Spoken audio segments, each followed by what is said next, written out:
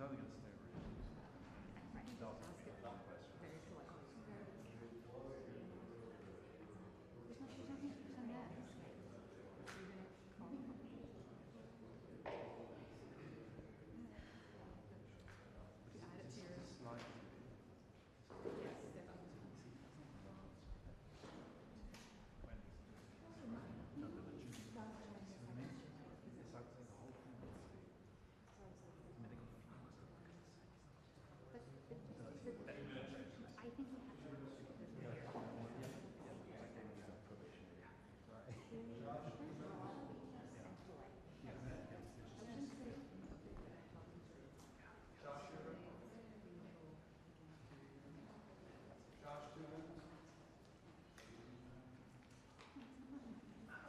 doesn't.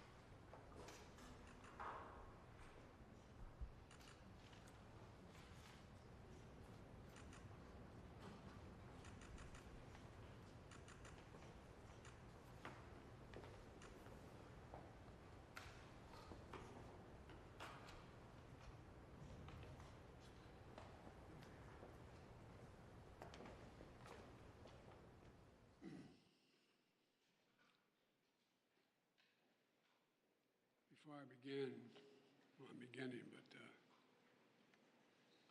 I realize this is a really tough day for all the families. Remembering is important, but it's also painful. 1 year ago today, Robb Elementary School in Uvalde, Texas, turned into another killing field in America. A few days later, Jill and I traveled there and stood before those 21 crosses outside the school. On each cross, a name, like in these candles behind us, 19 children, 9, 10, 11 years old, and 2 devoted educators, and 17 more injured. We spent hours with the grieving families who were broken and never, ever will quite be the same. To the families of the children and the educators who we know that 1 year later it's still so raw for you.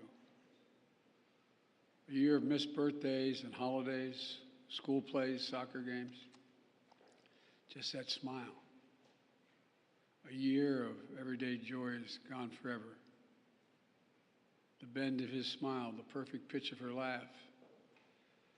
At a vigil a few months later, one of the moms said, "When I lay in bed and turn to my side, envisioning her staring back at me, I want so badly to be part of alternative reality that just doesn't exist.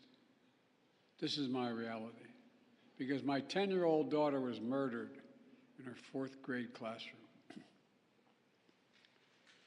Standing there in Uvalde, Jill and I couldn't help but think that too many schools, too many everyday places have become killing fields in communities all across every part of America. And in each place, we hear the same message: do something. For God's sake, please do something. We did something afterwards, but not nearly enough. We still need to ban, in my view, AR-15 firearms, assault weapons, once again. You know, they've been used time and again in mass killings of innocent children and people. We need to ban high-capacity magazines, the ability to shoot 20, 30, 40, 50, 60 bullets without reloading. Because today, guns remain the number one killer of children in America, guns.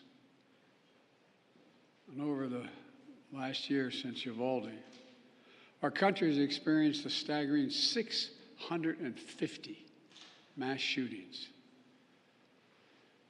And it's hard to say, well over 40,000 deaths due to gun violence. We can't end this epidemic until Congress pass some common sense gun safety laws to keep weapons of war off our streets and out of the hands of dangerous people. Until states do the same thing. How many more parents will live their worst nightmare before we stand up to the gun lobby to establish universal background checks, establish national red flag laws, require safe storage of firearms, and end immunity from liability for gun manufacturers? The only major corporate entity that doesn't have that's immune to liability. Even a majority of responsible gun owners support these common sense actions to save lives and keep our community safe. So it's time to act. It's time to act. It's time to make our voices heard, not as Democrats or as Republicans, but as friends, as neighbors, as parents, as fellow Americans. And I'm being deadly earnest when I say that. You know, I know for a long time it's been hard to make progress, but there will come a point where our voices are so loud, our determination so clear that we can no longer be stopped. We will act.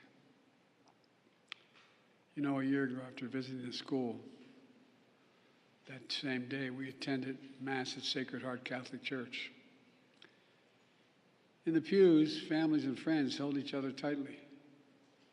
As the Archbishop spoke, he asked the children in attendance to come up on the altar and sit with him as he spoke on the altar. There wasn't enough room for everybody to go up on the altar, so a mom and her young son sat next to us. They had us in the first pew. They sat next to us. As we left the church, a grandmother who had just lost her granddaughter came up to us and quietly passed us a note, a handwritten letter. And here's what it read: "Erase the invisible line that is dividing our nation. Come up with a solution and fix what's broken and make the changes that are necessary to prevent this from ever happening again." My fellow Americans, you know, you almost feel the pain. For we've lost children. We have to do this to save our children, for the nation we love, to erase that invisible line. Jill and I stand here today, as earlier this morning we were talking about planning a memorial service this weekend, celebrating the anniversary of the death of our son, Bo. Well, guess what? While everyone's pain is different, we, like many of you, have some understanding what it's like to lose a child on more than one occasion. For those who've lost a loved one in Uvalde, to the moms, the dads, the brothers, the sisters, the grandmoms, the grandpops, this is what I know. One, they'll never be gone from your heart. They'll always be part of you. And I know this as well. As unbelievable as it sounds, I promise you, a day will come when you pass that ice cream store, you pass that park, you pass that thing that brings back the memory of your son or daughter. It's going to bring a smile to your lips when you think of them before it brings a tear to your eye. That's when you know you're going to make it. And our prayer for you from the bottom of our heart is that day will come sooner than later. Sooner than later. But God willing, it will come. As I said, that's when you know you're going to make it. God bless those 21 blessed souls lost in this day in Uvalde. And may God bless their families. We're thinking of you. Any update on the debt talks, Mr. President, please?